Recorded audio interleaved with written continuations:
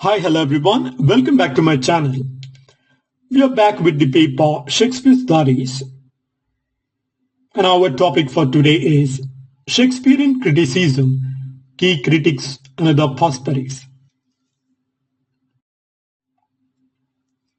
Over the centuries, Shakespeare's works have been analyzed through various critical lenses, from romantic admiration to modern political and psychoanalytic interpretations.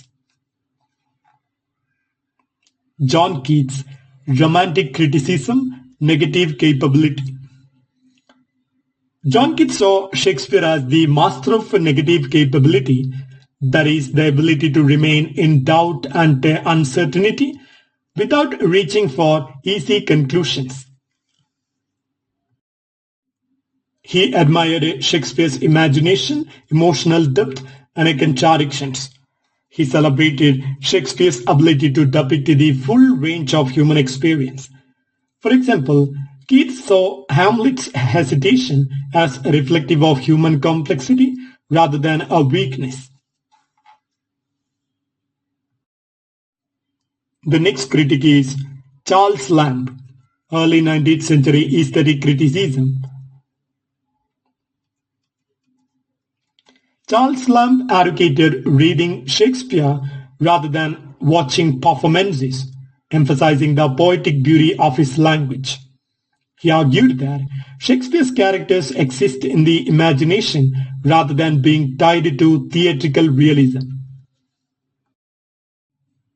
For example, he preferred reading King Lear over watching it on stage, believing that performance of the play weakened its tragic impact. The next Shakespeare critic is A.C. Bradley, late 19th century psychological criticism. A.C. Bradley wrote the work Shakespearean Tragedy in 1904, the most influential study of Shakespeare's tragic heroes. He argued that tragedies are character-driven, focusing on the tragic flaw or hamartia in a noble protagonist like Hamlet, Macbeth, and Othello. Key ideas include Shakespearean tragedy arises when a great man, due to an inner weakness, falls from fortune to destruction. For example, Othello's downfall is due to excessive trust and jealousy, not fate. The next Shakespearean critic is T.S. Eliot, Modernist Criticism, Objective Correlative.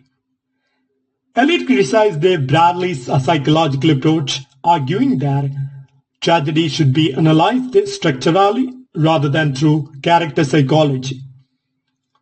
T.S. Eliot introduced the idea of the objective correlative, that is, the idea that emotions in drama should be expressed through external imagery and action, not just introspection.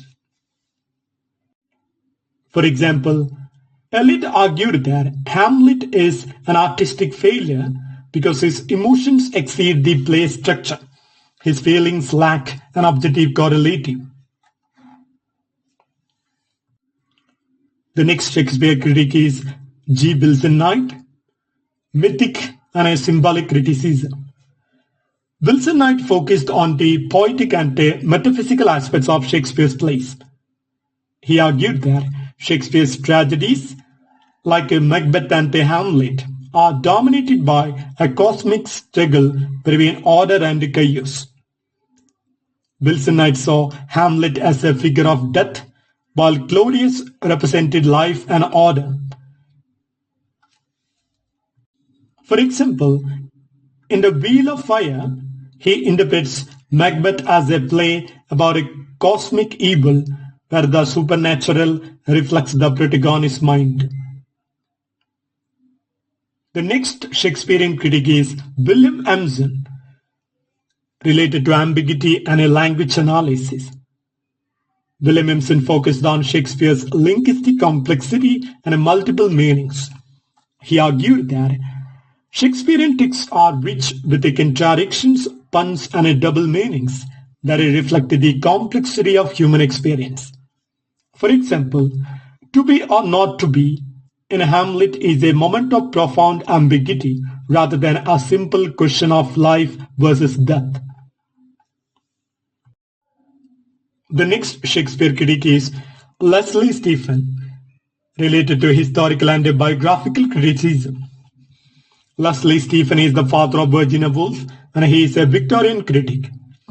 He focused on Shakespeare's historical and biographical context, seeing his plays as reflections of Elizabethan and Jacobean society.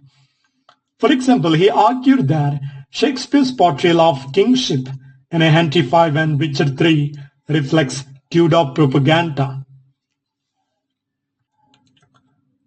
The next Shakespeare critic is Frank Kermode, related to postmodern anti-textual criticism.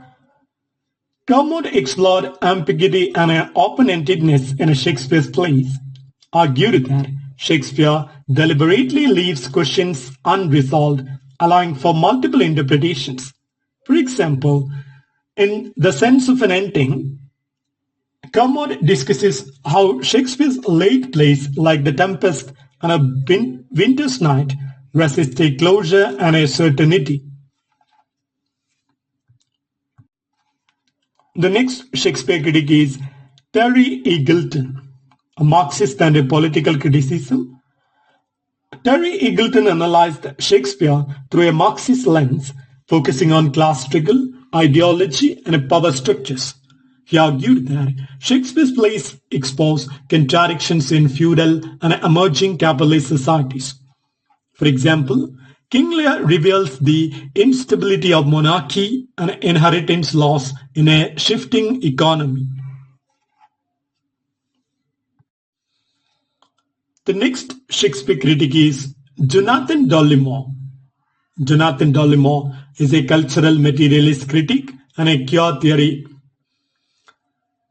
A leading proponent of cultural materialism, which sees Shakespeare as challenging rather than reinforcing authority. Jonathan Dollimore argued that Shakespeare's plays subvert dominant ideologies rather than simply affirming them. For example, interpreted Othello and Hamlet as critique of race, gender, and sexuality in power structures.